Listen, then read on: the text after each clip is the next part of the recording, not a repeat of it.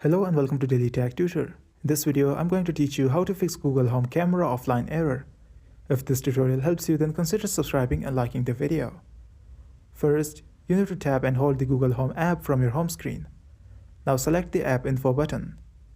Now tap on Permissions option. Here, tap on the camera option and make sure it's allowed. You should select the Allow Only while using the app to make this step right. You can allow many other permissions just to make sure the app will run without any problem. Among the permissions, the location and microphone are very important along with camera. Now go back and check if your app is working without any problems. If it's still not working properly, then open your Google Play Store and search for Google Home. Tap on it and make sure your app is up to date. Your Google Home should not show any cameras offline error from now on.